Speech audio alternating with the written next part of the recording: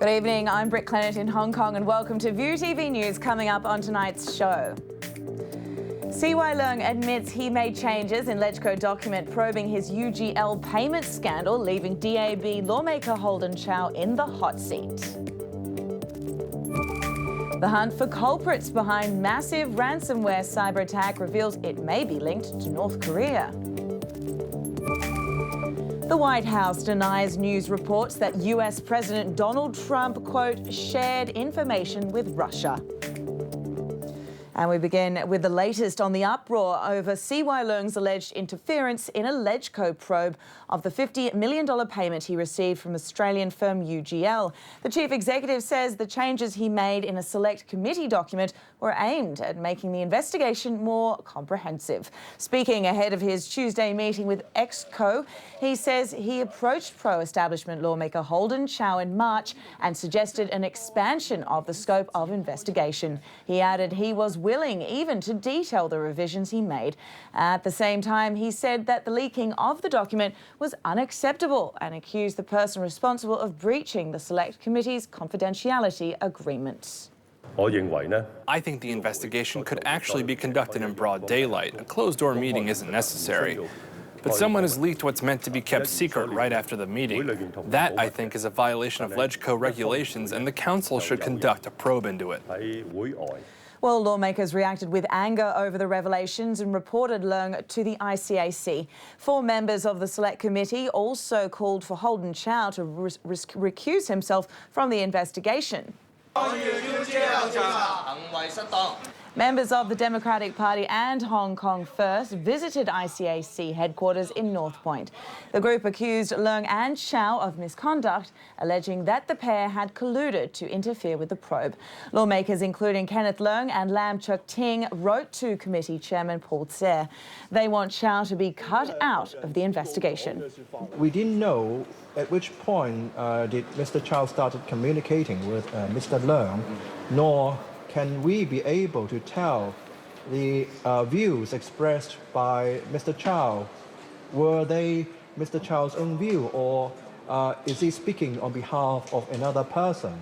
So I think the best way to enable the committee to move forward, to retain its integrity and independence, would be for Mr. Chow to withdraw from the membership of the committee. Of course, we have an agreed, Meanwhile, the lawmaker in question, Holden Chow, has apologised to the public about the incident, saying he was politically insensitive in handling the matter.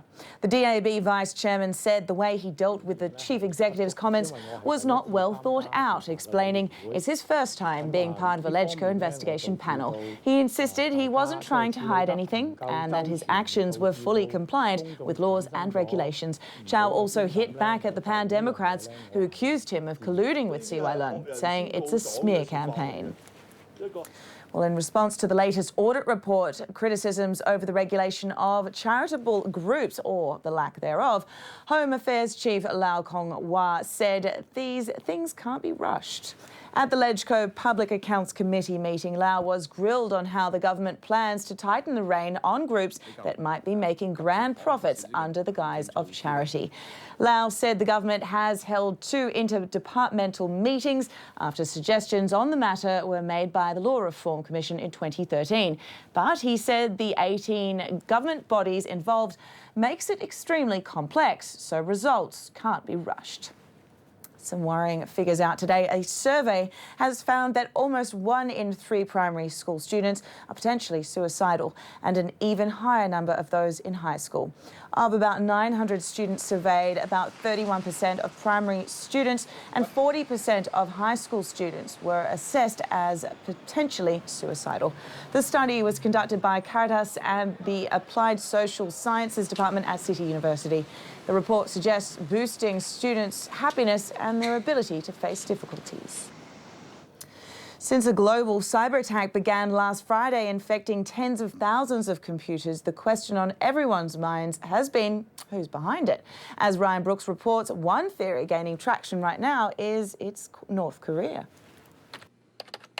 The ongoing global cyber attack may have some North Korean fingerprints. The WannaCry ransomware worm spread like wildfire beginning last week, locking down computers unless you pay attackers to get back your data. But on Monday, leading cybersecurity researchers say they've found some familiar code in the virus, seen in alleged attacks by a Lazarus Group, believed to be a North Korea-run hacking operation. It's the best clue so far as to where the worm may have come from. Reuters' Jeremy Wagstaff reports on what we know about the shadowy figures. They may not be North Korean, they may not be based in North Korea, but there is evidence, according to these researchers, of links between this group and the North Korean regime. What do they do for North Korea? Well, they allegedly have been behind a number of attacks. They've been behind the attack on Sony Pictures when a movie was stolen and large amounts of data was stolen. They're also believed by some to be behind the SWIFT attacks, Bank Bangladesh and others, where about $80 million was stolen via the SWIFT messaging system. At its peak last week, the virus hit 9,000 computers per hour. Experts were impressed at how fast it surged around the globe. But the motive behind WannaCry is still unclear, especially since it hasn't made much money. They've probably made about $60,000 so far in terms of people paying up to have their data decrypted. That sounds like a lot of money, but it's not. Usually ransomware attackers will be talking in millions, maybe tens of millions of dollars for a successful attack. The other thing is that although the malware spread virulently throughout the world, we're not seeing evidence of stock exchanges, utilities, companies, governments collapsing under the weight of this infection. Microsoft says the attack made use of a hacking tool built by America's NSA that leaked online last month. That's poured fuel on the political fire. On Monday, President Trump's Homeland Security chief tried to distance the agency from blame, saying the tool was never meant to hold data ransom. Staying on the Korean Peninsula, the UN Security Council has hit out at Pyongyang for its fresh round of missile tests, which also poses as the first major challenge for the new South Korean president. For the latest, let's hear from Seoul correspondent Joseph Kim. Following North Korea's latest ballistic missile test, the United Nations Security Council unanimously condemned the move, warning that they would implement new sanctions. Despite violating UN resolutions, North Korea has continued to test-fire ballistic missiles, with their most recent showing great technical advancements. The rocket launch also serves as a fresh test for South Korea's new President Moon Jae-in, who called North Korea's actions reckless and regrettable, and despite being newly elected, will make his way to Washington to try to resolve the issue. 한미 정상회담과 관련 We have reached a fundamental agreement on holding an early summit between the US and South Korea at the end of June in Washington. And details on itinerary and agendas will be decided furthermore through diplomatic channels.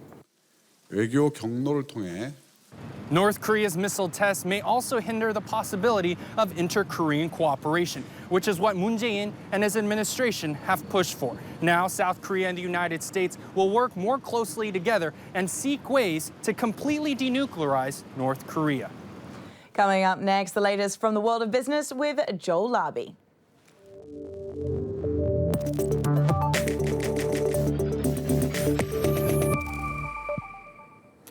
Good evening. Well, Hong Kong's six-day share market streak is over, with stocks slumping lower today. Let's take a look at the charts first of all. The Hang Seng Index falling 0.14% to 25,355 points. Investors ignoring big momentum from Wall Street overnight to cash out their profits.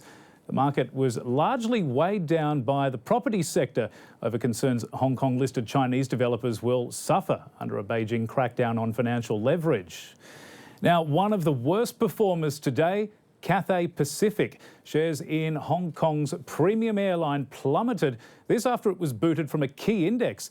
MSCI says it will remove Cathay at the end of this month. The airline did enjoy a 3.2% boost in passenger numbers in April. That was compared to a year earlier. But it does admit its bottom line is still suffering because of, quote, intense competition. And ultimately, its shares finished the day down 1.86%. Now, legal experts believe Microsoft has nothing to fear despite the worldwide ransomware attack which infected hundreds of thousands of computers. But they do say businesses which failed to update Windows have exposed themselves to potential lawsuits. This because of their lax cybersecurity, especially if they've been using outdated operating systems. Hackers used WannaCry worm to burrow into companies which didn't have the latest security patches. Japan's government is pleading for Toshiba and its joint venture partner to get along in the face of a potential legal battle. Western Digital is taking the Japanese conglomerate to the International Court of Arbitration, demanding it get a say in who buys the microchip arm of the business. Toshiba is pinning its hopes on the sale to cover billions of dollars in cost overruns. Now, it's more so a case of when, not if, we'll see self-driving cars on our roads.